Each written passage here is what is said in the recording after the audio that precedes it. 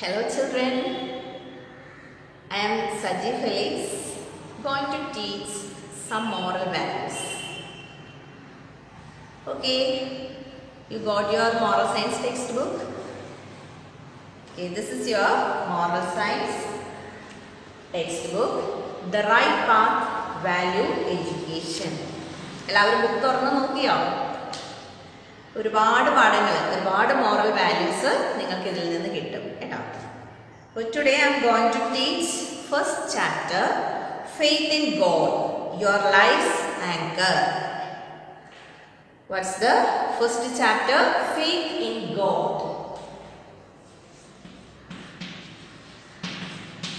Faith in God, your life's anchor. Your life's anchor. Okay, faith in God. എന്താണ് faith? വിശ്വാസം, ദൈവത്തിലുള്ള വിശ്വാസം. അത് എത്രമാത്രം സ്ട്രോങ് ആയിരിക്കണമെന്നാണ് ഈ പാഠം നമ്മെ പഠിപ്പിക്കുന്നത്. എല്ലാവർക്കും ദൈവത്തെ അറിയാം. ദൈവത്തെ നമ്മുടെ ലൈഫിൽ ഒരു പ്രാവശ്യമെങ്കിലും അനുഭവിക്കാത്തവരായിട്ട് ആരും ഉണ്ടാവില്ല, അല്ലെ? നേരിൽ കാണാൻ നമുക്ക് പറ്റിയെന്ന് വരില്ല, പക്ഷെ ദൈവത്തിൻ്റെ സാമീപ്യം അല്ലെങ്കിൽ ദൈവത്തിൻ്റെ ഒരു തലോടൽ, ഇതൊക്കെ നമ്മുടെ ജീവിതത്തിൽ എപ്പോഴെങ്കിലും ഒരു നിമിഷമെങ്കിലും, ഒന്നുകിൽ നമ്മുടെ വേദനയിലാവാം, അല്ലെങ്കിൽ നമ്മൾ ഒരുപാട് ആഹ്ലാദിക്കുന്ന ഒരു സമയത്താകാം, എപ്പോഴെങ്കിലും ഒരു പ്രാവശ്യമെങ്കിലും ദൈവത്തിൻ്റെ ആ ഒരു പ്രസൻസ് അനുഭവിക്കാത്തവരായിട്ട് ആരും ഉണ്ടാവില്ല. അപ്പം അത് നമ്മുടെ ലൈഫിൻ്റെ ആങ്കറാണ്. ആങ്കർ മീൻസ്, ആങ്കർ എന്ന് പറഞ്ഞാൽ എന്താണ്? നിങ്ങൾ കണ്ടിട്ടുണ്ടാവും, ഷിപ്പിനൊക്കെയാണ് ആങ്കർ ഉണ്ടെന്ന് പറയുന്നത്, അല്ലേ? ആഴക്കടലിൽ പോകുന്ന ഒരു വെഹിക്കിളാണ് ഷിപ്പ്. അതിന് നങ്കൂരം എന്ന് പറയും. അതായത് അതിനെ ഹോൾഡ് ചെയ്ത് നിർത്തുന്നത്, ആ ഒരു വെഹിക്കിളിനെ. എന്നുവെച്ചാൽ കടൽ എങ്ങനെയാണ്? ഭയങ്കര കാറും കോളും ഒക്കെ നിറഞ്ഞതാണ്. ചില സമയത്ത് കൊടുങ്കാറ്റ് വരും, തിരമാലകൾ ഭയങ്കരമായിട്ട് ഇളകി മറിയും. അപ്പോൾ ആ സമയത്ത് ആ വെഹിക്കിളിനെ, ഷിപ്പ് എന്ന് പറയുന്ന ആ വെഹിക്കിളിനെ പിടിച്ചു നിർത്തുന്നത്, ഹോൾഡ് ചെയ്ത് നിർത്തുന്നത് ഈ ആങ്കർ എന്ന് പറയുന്ന ടൂളാണ്, അല്ലേ? ഒരു നോട്ടിക്കൽ ടൂളാണ് ആങ്കർ. നിങ്ങൾ കണ്ടിട്ടുണ്ടാവും, മിസ്റ്റർ വരയ്ക്കാൻ അറിയില്ല എങ്കിലും ഏകദേശം ഇതുപോലെയൊക്കെ ഒരു ഷേപ്പിലാണ് കേട്ടോ. ഇങ്ങനെ ഒരു ആര വരുന്നതാണ്, ഇതുപോലെ ഒരു ഷേപ്പിലാണ് ആങ്കർ വരുന്നത്. അപ്പോൾ നമ്മുടെ ലൈഫിലെ ആങ്കർ എന്ന് പറയുന്നത് എന്താണ്? ഫെയ്ത്ത് ഇൻ ഗോഡാണ്, ദൈവത്തിലുള്ള വിശ്വാസം. അത് അത്യാവശ്യമാണ്. ഇപ്പം കുറേ ആളുകൾ പറയുമല്ലോ, ദൈവമില്ല, അല്ലെ? അതൊരു സങ്കല്പം മാത്രമാണ്, അതിൻ്റെ പുറകെ പോകുന്നത് മണ്ടത്തരമാണെന്നൊക്കെ പറയും. പക്ഷേ ദൈവങ്ങളെ സൃഷ്ടിച്ചത്, അല്ലെങ്കിൽ മതങ്ങളെ സൃഷ്ടിച്ചത് മനുഷ്യനാണ്. പക്ഷെ ദൈവമുണ്ട്, ഒരു ശക്തിയുണ്ട്, ഒരു പവർ. നമ്മുടെ ഈ ലോകത്തെ ഇതുപോലെ നിലനിർത്തിക്കൊണ്ടു പോകുന്ന ഒരു പവർ ഉണ്ട്. അപ്പം അതിനെയാണ് നമ്മൾ ദൈവം എന്ന് വിളിക്കുന്നത്. ആ ദൈവത്തിന് മനുഷ്യൻ പല രൂപങ്ങൾ നൽകിയെന്നേ ഉള്ളൂ. ക്രിസ്ത്യാനിറ്റി ഉണ്ട്, അല്ലേ? ഹിന്ദു മതമുണ്ട്, പിന്നെ ഏതാണ്, മുസ്ലിം മതമുണ്ട്. ഇതൊക്കെ മനുഷ്യൻ സൃഷ്ടിച്ചതാണ്. പക്ഷേ ആ ഒരു സ്പിരിറ്റ്, അല്ലെങ്കിൽ ആ ഒരു പവർ ഉണ്ട് എന്ന് നമ്മൾ വിശ്വസിച്ചേ പറ്റും. അതിന് ഒരുപാട് എക്സാമ്പിൾസ് നമ്മുടെ ജീവിതത്തിലുണ്ടാകും. ചിലപ്പോൾ ഭയങ്കരമായ ഒരു അസുഖത്തിൽ നിന്ന് തലനാരിഴയ്ക്ക് നമ്മൾ രക്ഷപ്പെടുക, അല്ലെങ്കിൽ ഒരു ആക്സിഡൻറ്റിൽ നിന്ന് രക്ഷപ്പെടുക, നമ്മളിപ്പോൾ മരിച്ചു പോകുമെന്ന് വിചാരിച്ചിരിക്കുന്ന ആ ഒരു നിമിഷത്തിൽ നിന്ന് നമ്മൾ അത്ഭുതകരമായി രക്ഷപ്പെടുക. അപ്പം ഇതൊക്കെ ഏതോ ഒരു പവർ, ഒരു ശക്തിയുടെ അനുഗ്രഹമാണ് എന്ന് വിശ്വസിച്ചേ പറ്റും. അപ്പം നമ്മുടെ ലൈഫിന് അങ്ങനെ ഒരു ആങ്കർ വേണം, അല്ലെ? ദൈവത്തിൽ അടിയുറച്ച ഒരു വിശ്വാസം വേണം. ആ വിശ്വാസം നമ്മളെ രക്ഷിക്കുമെന്നാണ് പറയുന്നത്, അല്ലെ? നിന്റെ വിശ്വാസം നിന്നെ രക്ഷിക്കും. ഒരു സ്വർണത്തിന്റെ പരസ്യത്തിലല്ലേ, വിശ്വാസം അതല്ലേ എല്ലാം, അല്ലേ? അപ്പൊ നമുക്കൊരു വിശ്വാസം ആവശ്യമാണ്. നമ്മുടെ ലൈഫിൽ നമ്മൾ എന്തെങ്കിലുമൊക്കെ നേടണമെങ്കിൽ നമുക്കൊരു വിശ്വാസം ആവശ്യമാണ്. അത് ദൈവത്തിൽ തന്നെ ആവട്ടെ, ദൈവത്തിൽ അടിയുറച്ച് വിശ്വസിക്കുക. അതിന് ഒരുപാട് എക്സാമ്പിൾസ് നമ്മുടെ ഈ ലെസൺ തരുന്നുണ്ട്. നമുക്ക് പഠനത്തിലേക്ക് പോവാം. Okay, all of you take this page number 5, lesson 1. As you are entering into your teens means teenage, കേട്ടോ, you will be faced with many questions and doubts about life. ഇപ്പൊ ചെറുതായിരിക്കുമ്പോൾ, teenage എന്ന് പറയുമ്പോൾ എവിടെ മുതലാണ് തുടങ്ങുക? 13 years മുതലാണ് teenage തുടങ്ങുക, അല്ലേ? Up to 19. അതാണ് നമ്മൾ ടീനേജ് എന്ന് പറയുന്നത്. ഈ ടീനേജ് നമ്മുടെ ലൈഫിലെ ഏറ്റവും ഇമ്പോർട്ടൻ്റ് ആയിട്ടുള്ള പീരീഡാണ്. അതായത് നമുക്ക് പല, അതായത് നമ്മുടെ നോർമലായിട്ട് മനുഷ്യർ ചിന്തിക്കുന്ന പോലെ ആയിരിക്കില്ല ആ ടീനേജിൽ നമ്മുടെ തോട്ട്സ് ഒക്കെ ഭയങ്കര ഡിഫറെൻ്റ് ആയിരിക്കും. നിങ്ങൾക്കും അതുപോലെയാണെന്ന് മിസ്സിന് അറിയാം. നിങ്ങളിപ്പോൾ ആ ചേഞ്ചിലോട്ട് വരുന്ന സമയമാണ്. അതായത് അച്ഛനും അമ്മയും നമ്മുടെ ഗ്രാൻഡ് പേരൻസ് ഒക്കെ പറയുന്ന കാര്യങ്ങളൊന്നും നമുക്ക് അത്രയ്ക്ക് അങ്ങോട്ട് ദഹിക്കില്ല, അല്ലേ? നമ്മുടെ ചിന്തകൾ വേറെ വഴിക്കൊക്കെ ആയിരിക്കും. പിന്നെ അതുപോലെ ചിന്തകൾക്ക് നമുക്കൊരു കടിഞ്ഞാണിടാൻ സ്റ്റോപ്പ് ചെയ്യാൻ പറ്റത്തില്ല. അതിങ്ങനെ പറന്ന് ആകാശത്തോളം ഉയരത്തിൽ പറയും. അതായത് നമ്മളിപ്പോൾ ആയിരിക്കുന്ന അവസ്ഥയിലായിരിക്കില്ല നമ്മുടെ മൈൻഡ് അതിൻ്റെ അപ്പുറം പ്രതീക്ഷിക്കുകയും സങ്കല്പിക്കുകയും ആഗ്രഹിക്കുകയും ഒക്കെ ചെയ്യുന്ന ഒരു കാലഘട്ടമാണ്. അപ്പോൾ ഈ സമയത്താണ് നമുക്ക് ദൈവത്തിലുള്ള വിശ്വാസം ഏറ്റവും അത്യാവശ്യമായിട്ടുള്ളത്.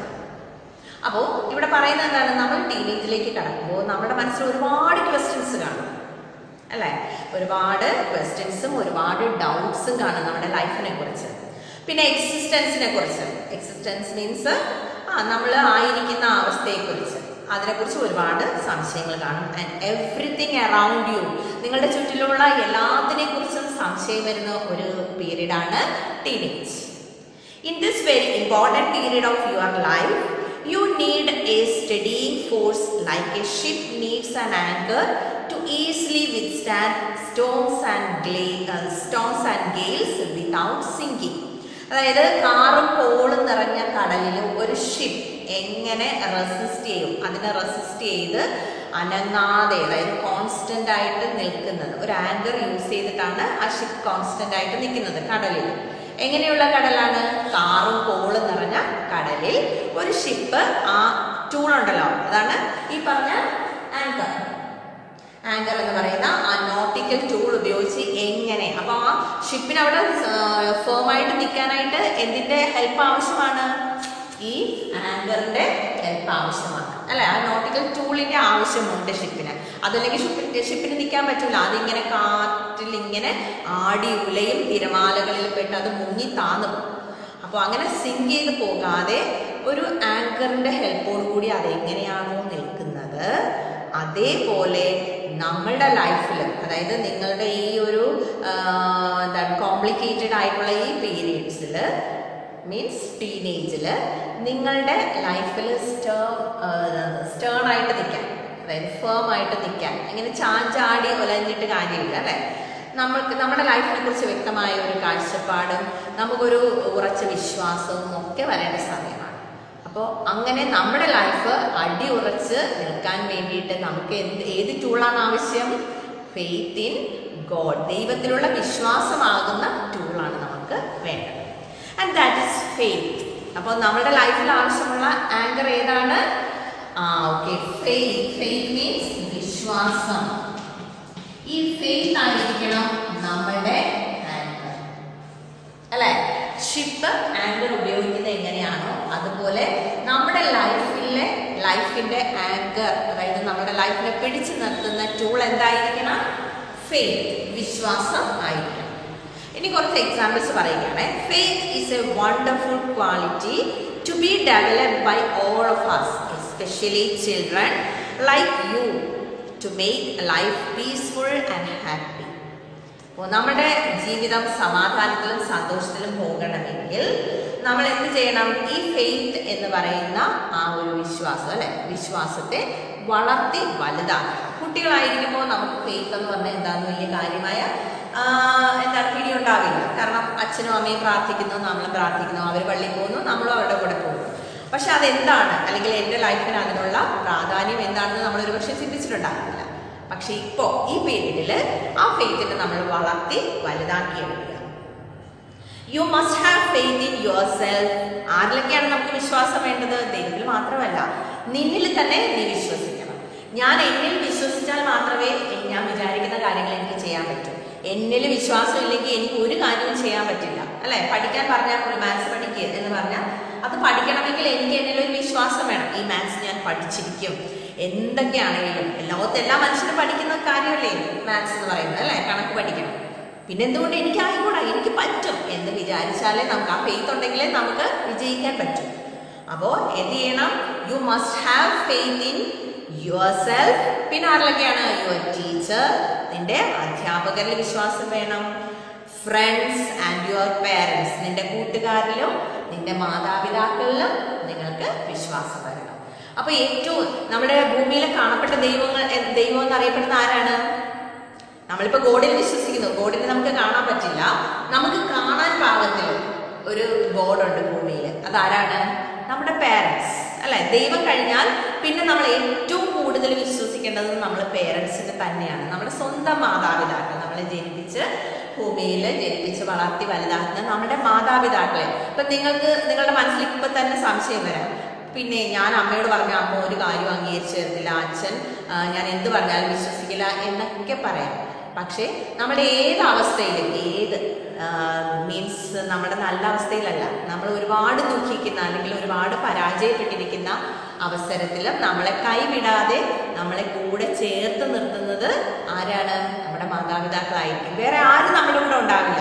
ഇപ്പൊ നിങ്ങൾക്ക് ഒരുപാട് പൈസയും നിങ്ങൾക്ക് ഒരുപാട് നല്ല കാലമൊക്കെ വരുമ്പോഴത്തേക്കും നമ്മുടെ കൂടെ നിൽക്കാനായിട്ട്, നമ്മളെ വഴിതെറ്റിക്കാനായിട്ട് ഒരുപാട് ഫ്രണ്ട്സും അല്ലെങ്കിൽ അങ്കിൾ ആന്റിമാരൊക്കെ കാണാം. അവരൊക്കെ വിശ്വസിക്കുന്നതിനേക്കാളുപരിയായിട്ട് നമ്മൾ ആരെയാണ് വിശ്വസിക്കേണ്ടത്? നമ്മുടെ പാരൻസിനെയാണ്. ഞാൻ പറയും, നിങ്ങളുടെ ബ്രദേഴ്സിനെയും സിസ്റ്റേഴ്സിനേക്കാളും ഒക്കെ കൂടുതലായിട്ട് ഏറ്റവും അടിയുറച്ച് വിശ്വസിക്കേണ്ടത് നിങ്ങളുടെ മാതാപിതാക്കളെ തന്നെയാണ്. അവരെന്തൊക്കെയാണെന്ന് അതൊക്കെ നിങ്ങളുടെ സങ്കല്പമാണ്. അച്ഛനും അമ്മയ്ക്ക് എന്നോട് ഇഷ്ടമല്ല, അല്ലെങ്കിൽ അവരെ ഞാൻ പറയുന്നൊന്നും അംഗീകരിച്ച് തരത്തില്ല, എന്നെ എപ്പോഴും വഴക്ക് പറയും, അതൊക്കെ നിങ്ങളുടെ വെറും തോന്നലാണ് കേട്ടോ. നിങ്ങൾക്ക് എന്ത് അപകടം ഉണ്ടായാലും, നിങ്ങൾക്ക് എന്തൊക്കെ സിറ്റുവേഷൻ, വല്ലാത്ത സിറ്റുവേഷൻ, നിങ്ങൾക്ക് ആരോടും പറയാൻ പറ്റാത്ത ഒരവസ്ഥയിലും നിങ്ങളുടെ അച്ഛനോടോ അമ്മയോടോ ആ കാര്യം ഒന്ന് തുറന്നു പറഞ്ഞേ, നിങ്ങൾക്ക് അതിനുള്ള സൊല്യൂഷൻ കിട്ടും. അവർ നിങ്ങളെ പ്രൊട്ടക്റ്റ് ചെയ്യും. അതിൽ ഒരു വിശ്വാസക്കുറവും വേണ്ട.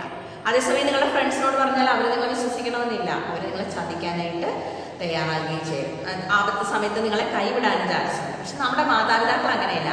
അവരുടെ കുഞ്ഞു മക്കളാണ് നിങ്ങൾ, അല്ലേ? അപ്പം നിങ്ങൾക്ക് എന്ത് അപകടം വന്നാലും അവരുടെ സ്വന്തം ജീവൻ ബലികഴിച്ച് നിങ്ങളെ രക്ഷിക്കാനായിട്ട് അവർ എപ്പോഴും നിങ്ങളുടെ കൂടെ ഉണ്ടാകും കേട്ടോ.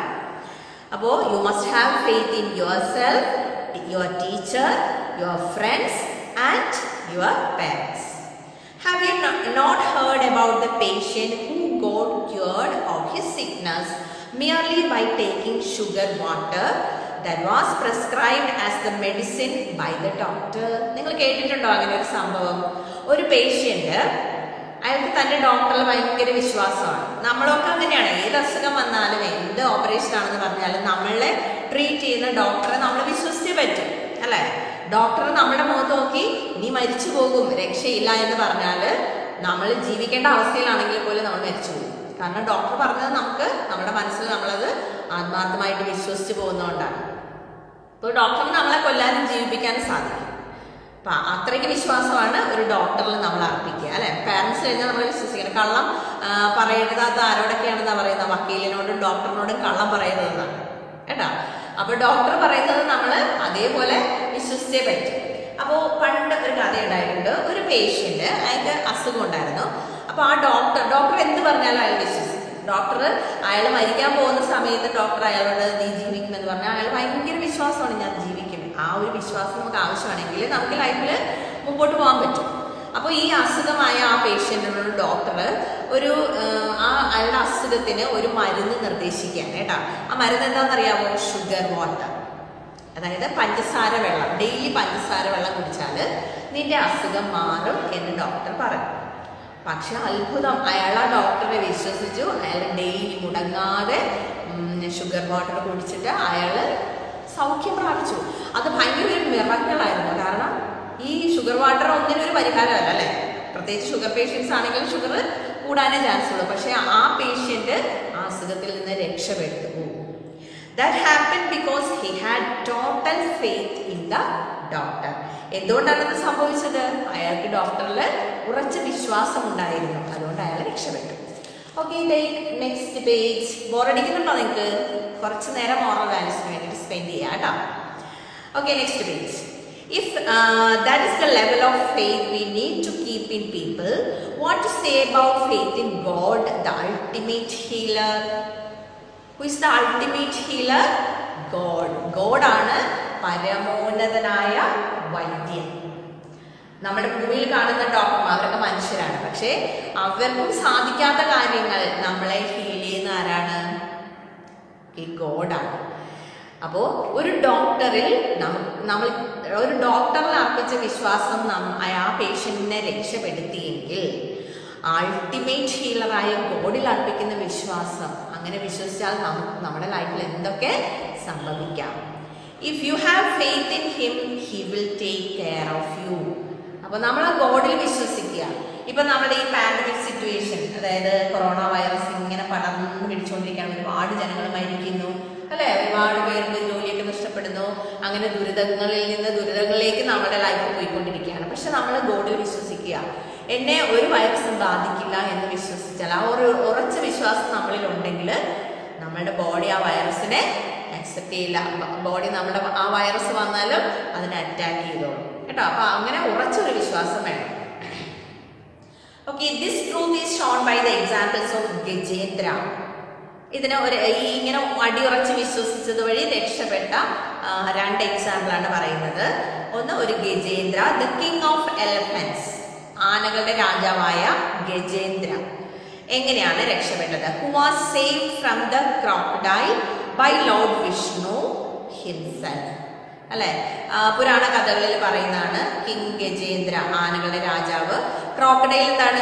മുതലകളിൽ നിന്ന് രക്ഷപ്പെട്ടു. ആരുടെ സഹായത്താല്? ലോർഡ് വിഷ്ണു. വിഷ്ണു എന്ന് പറയുന്ന ദൈവത്തിന്റെ സഹായത്താൽ രക്ഷപ്പെട്ടു. അതായത് ആ ഗജേന്ദ്രയ്ക്ക് വിഷ്ണു ഭഗവാനിൽ ഉണ്ടായിരുന്ന വിശ്വാസമാണ് ആനയെ രക്ഷിച്ചത്. പിന്നെ മറ്റൊന്ന്, Draupadi who received bales of cloth when she surrendered to Lord Krishna. ഇത് നിങ്ങൾക്ക് അറിയാമായിരിക്കും, നമ്മൾ മലയാളം ക്ലാസ്സിലൊക്കെ പഠിക്കുന്നതാണ്. മഹാഭാരത കഥയില് ദ്രൗപദി, പഞ്ചപാണ്ഡവരുടെ ഭാര്യയായ ദ്രൗപദി വസ്ത്രാക്ഷേപം ചെയ്യപ്പെട്ടു. അതായത് ദ്രൗപദിയുടെ ഭർത്താക്കന്മാര് കൗരവരുമായിട്ട് ചൂത് കളിക്കുന്നുണ്ട് അല്ലെ. ചൂത് കളിക്കുന്ന സമയത്ത് കള്ളച്ചൂത് കളിച്ചിട്ട് കൗരവര് ഈ പാണ്ഡവരെ തോൽപ്പിക്കും. അങ്ങനെ തോറ്റു വന്നപ്പോഴത്തേക്കും അവർ പണയം വെക്കുന്നുണ്ട് ഒരു സാധനം. ചൂതുകളി എന്ന് പറഞ്ഞാൽ കാശ് പണയം വെച്ച് ചെയ്യുന്നതാണ്. അപ്പൊ പൈസ മുഴുവൻ തീർന്നു കഴിഞ്ഞപ്പോഴത്തേക്കും അവര് രാജ്യം പണയം വയ്ക്കും. അതും കഴിഞ്ഞിട്ട് ഒന്നുമില്ലാതാകുമ്പോഴത്തേക്കും അവരവരുടെ ഭാര്യയെ പണയം വയ്ക്കും. അങ്ങനെ ചെയ്തുകൂടാത്തതാണ്.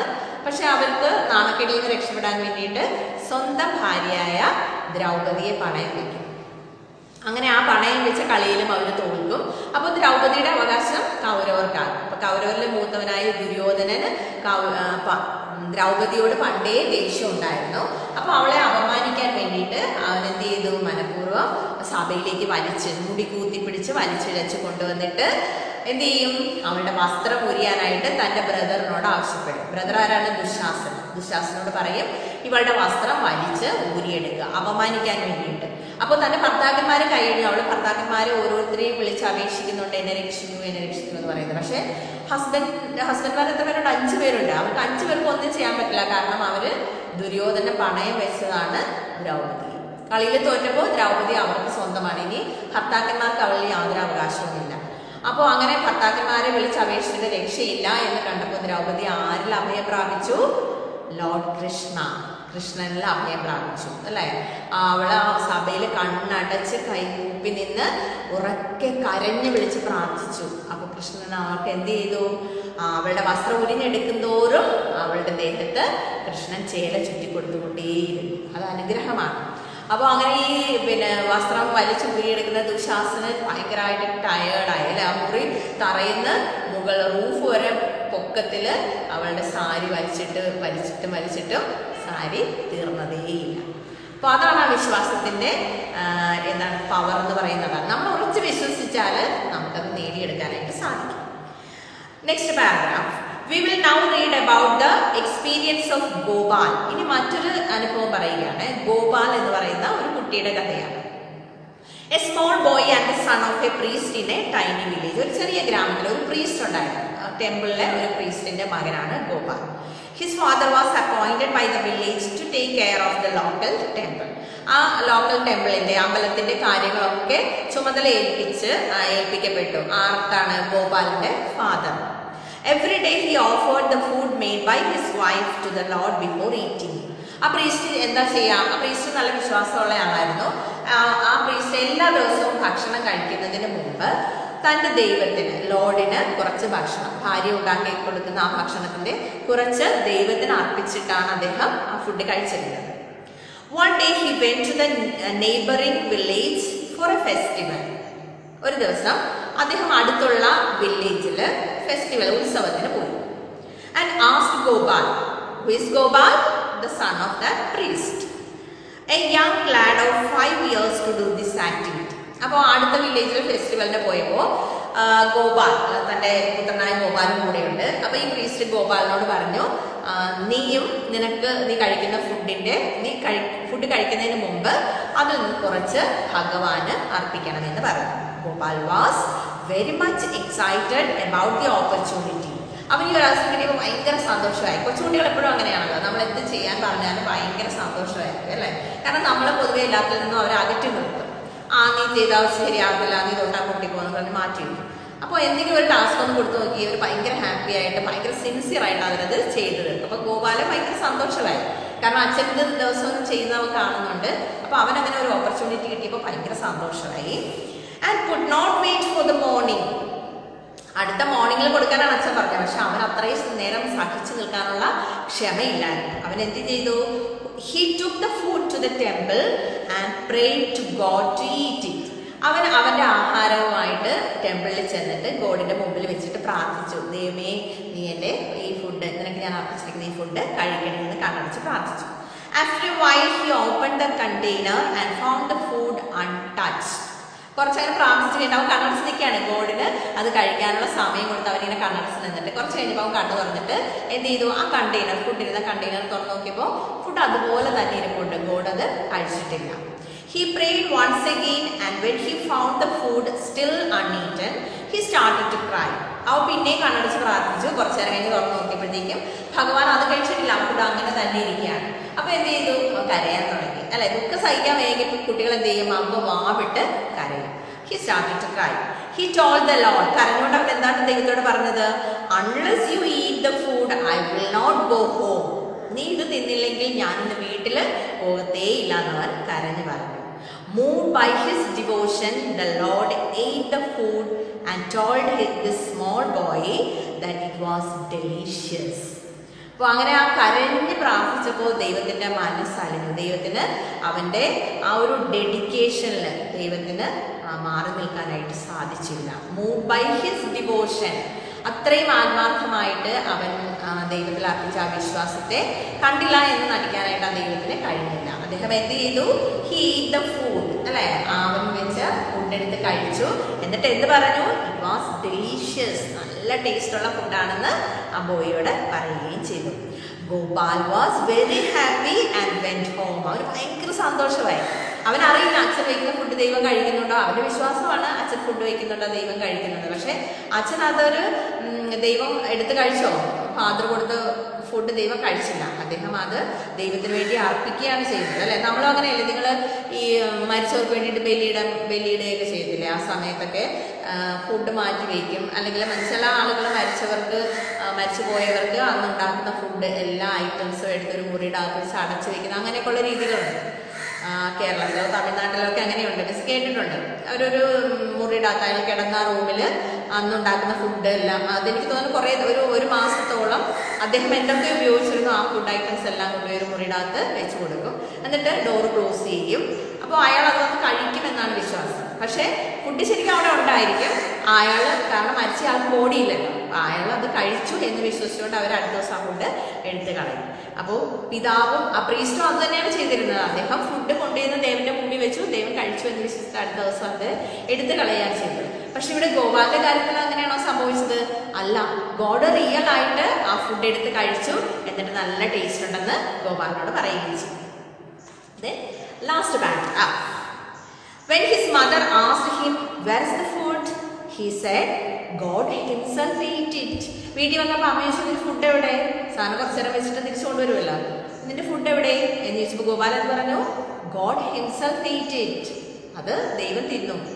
The mother did not believe it, and so she told her husband when he came home.